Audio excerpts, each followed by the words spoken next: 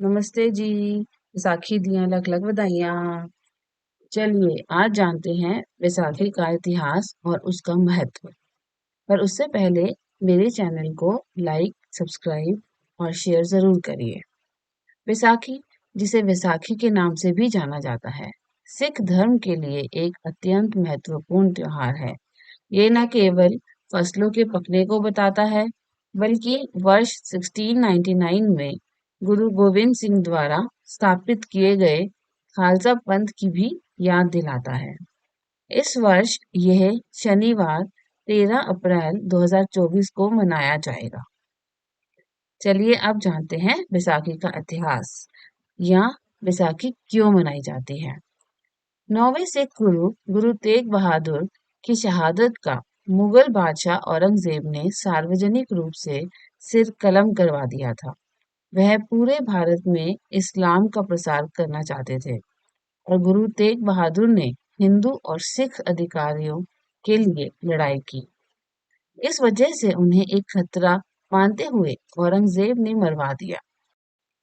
गुरु तेग बहादुर के बलिदान के पश्चात गुरु गोविंद सिंह को सिखों के अगले गुरु के रूप में स्थान दिया।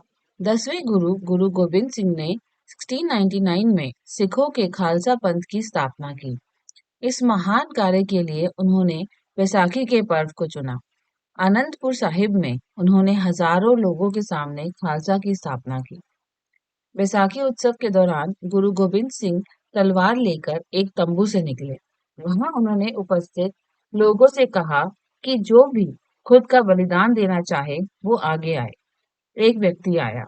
गुरु गोविंद सिंह उन्हें तंबू में लेकर गए और खून से लथपथ अपनी तलवार के साथ गुरु अकेले लौट आए।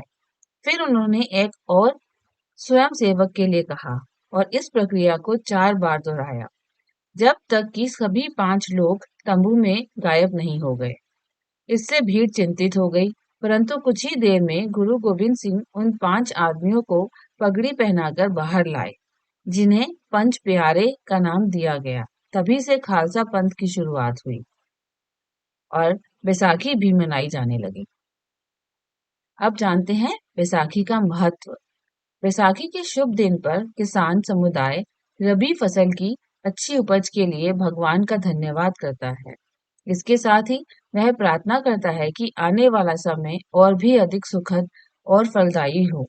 बैसाखी का पर्व सिख समुदाय के लिए और भी अत्यधिक महत्वपूर्ण है।